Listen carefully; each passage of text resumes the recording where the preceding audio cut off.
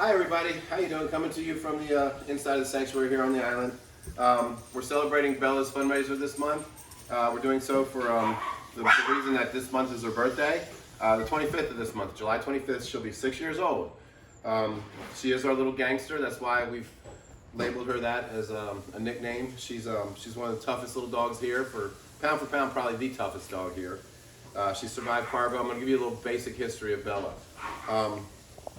I've had Bella long before there was ever even a sanctuary or a thought of the sanctuary.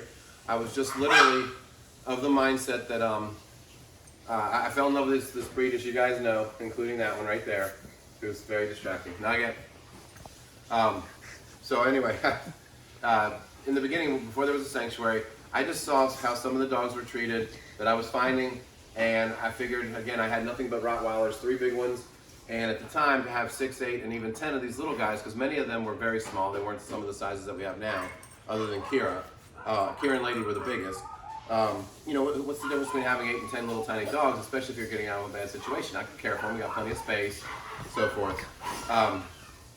Bella was actually the first one ever that somebody else reached out to me about. You know, I had done everything prior to then, your Harley, your Quinny, Kira, Ruru Rocket, all of them, they happen to be finds that we found on Craigslist or something like that, where just when I saw what kind of dogs, how they were being treated, how they were being raised, you know, it broke my heart, and I was like, okay, I gotta help these dogs. And in many cases, as I said with pinches, I was just so nervous because it's terrible to say this, Harley and Quinny, pinches. I truly believe that because they weren't perfect breeder dogs, because that was the mentality so many people that I knew had, that if they weren't perfectly proportioned dogs, they were not gonna get a good life. They were not going to be treated right, they were going to be used for bad things.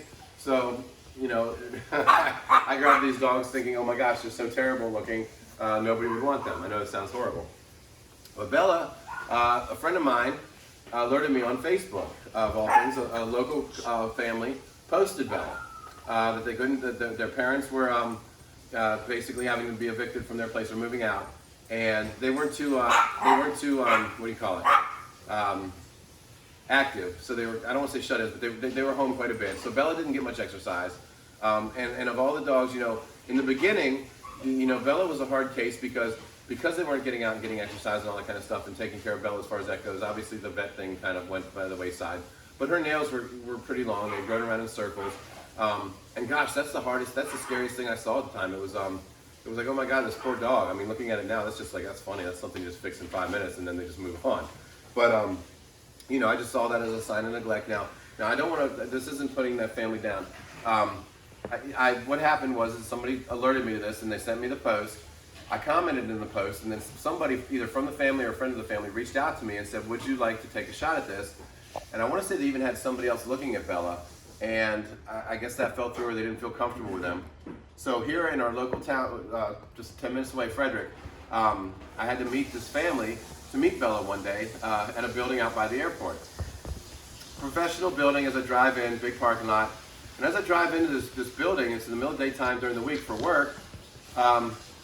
It looks like there's a congregation out front, and I'm like, wow, I'm having a family reunion. It turns out. So I go up, I pull up to, you know, the parking spot, and I walk up to this group of people, and sure enough, it's them, because I could tell because there was a little tiny dog with them that matched the dog in the picture. And before I even got close, they said, be careful, she doesn't like people.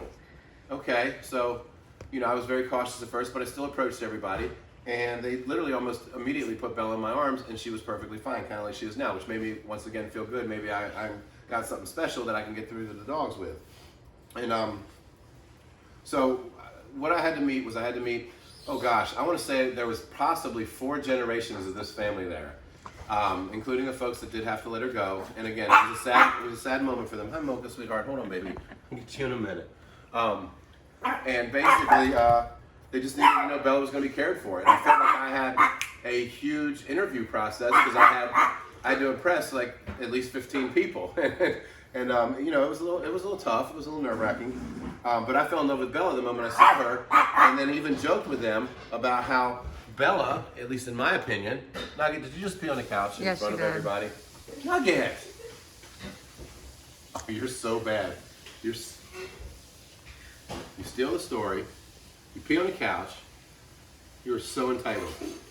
We were so intense. That could So have anyway, been my fault. I think she might have wanted me to put her down. that's not enough for her to pee. That's her being like, that's her being mad. Like, look at her. She's staring me down right now. Most judgmental stares I've ever seen. So anyway, Bella's taken to me like nothing as I'm talking to them, which made me feel very comfortable. And I even joked with them that, there can't be really any, I don't buy that she's doesn't like people. She's a sweetheart. And they're like, oh no, you got to believe it. Not 5 seconds later, from almost 50, 60 feet away, the front entrance of this building, so we're actually standing out in the street, a gentleman walks out the door, not part of this group, starts walking down the steps towards the street, and Bella literally tries lunging out of my arms to attack this guy from 50 feet away. It was the most hilarious thing I've ever seen in my life, and the folks are like, see, we told you, she just doesn't like people. So I think Bella sold them more than anything on, on whether or not I should be the one to get her and take care of her. And so she made me realize and feel that, wow, maybe I'm moving in a direction here. So she was another step. What? Nothing. I was getting her attention. Stop waving when I'm. Anyway. Don't focus on me. Don't wave when I'm. So anyway, Bella was another step in the process. Her, as you know, shortly after Lucy Lou occurred, and then we had some other things come up to where it just became, wow, you should do this. You should possibly pursue this as a career. Well, that certainly says something about Bella. She came from, at the time, not the best health conditions, and she stepped up and moved forward and was great. But then, I was backed up with realizing how much is involved with taking care of these little guys. Spays and neuters became first and foremost on my plate. Once we started doing this, I realized, to have my kennel license, you got to have all this stuff up to date. And then, of course, vaccinations. So those are the things that I really wanted to get done, but the spays and neuters always came first in my mind. And I always wanted the spays and neuters to be done before vaccinations, and my vet worked with me on this simply because I didn't want any adverse side effects from right around the same time frame. So we got them healed up from those kind of things before we did. Well, Bella somehow slipped under the radar as far as getting her vaccinations done. So fast forward over a year later, we had finally just gotten all of our spays and neuters caught up, with an exception of the new intakes. And then we get this whole group of dogs from West Virginia coming, 15 of them, from a hoarding case. This hoarding case inadvertently also brought parvo into this place. This was my inexperience to believe animal control, that they had parvo from this family, that the puppies had and they had died. And that was weeks ago, and the parvo was no longer in their facility. They had taken the precautions, and the precautions they took were correct from my knowledge to this day. But I was dumb enough to actually believe, hey, there's no chance parvo could be here, because I knew nothing about it. Well, within a week to 10 days after them getting here, dogs start dropping. We lost Squeaker. Scooter was one of the West Virginians. We lost him. And then that happened so fast within a day. The next morning, I'm freaking out. I don't know what to do. Scooter hadn't died yet. Squeaker died Sunday. And then Monday morning, Scooter was real sick, and a couple others were starting to show signs, and we're like, Bobby, we gotta get him. We don't know what's going on. So I scheduled an appointment to the vet. Well, I look over at poor little Bella here, and she's under 4 pounds, completely healthy. And over the weekend, she had just dropped so much weight, and I watched her in the middle of the floor just throw up, and then she tried to stumble out back and go through the doggy door. She didn't even have the strength to get to the door. She fell halfway through it, and I'm like, Connie, something's wrong, I gotta get her. And I called the vet, I rushed her straight in there. They had no idea what's going on, and literally, they just decided to do a parvo test. And as much as I love my vet, at that moment, they said, hey, you need to start thinking of end of life. It would not be terrible if you were to let her go.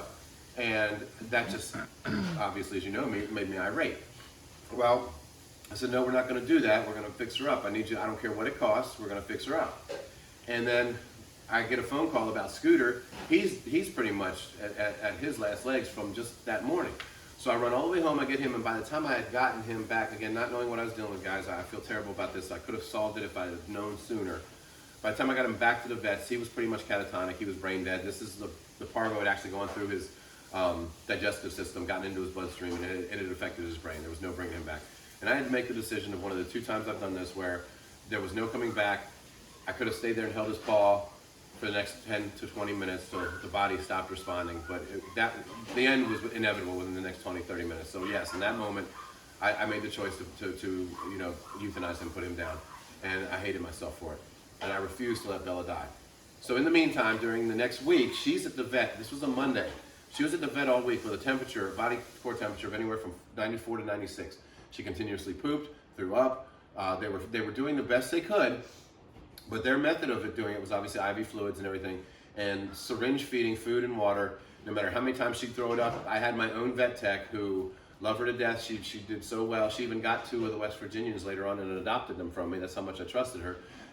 Her entire job for that entire week was to literally spend all of her time with Bella, feeding her, watering her, cleaning up after her, making sure she was okay. But Bella wasn't getting any better. 5 days later, I had to make a decision as to whether or not to. I had 3 choices. They're closing down for the weekend, and there's nobody there overnight on Saturdays and into Sundays.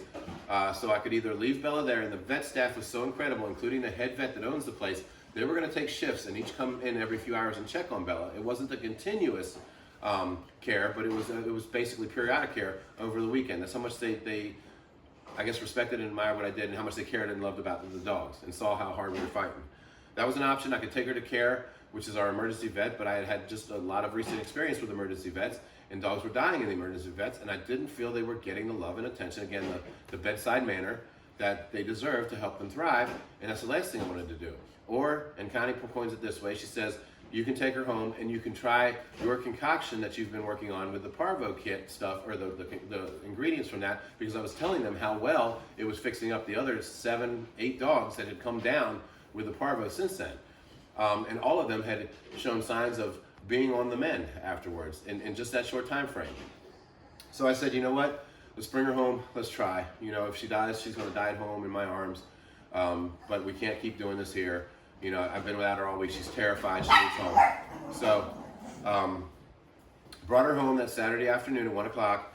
And by Sunday morning, literally, we went through the process that we do for this, jamming it down her throat, not taking no for an answer.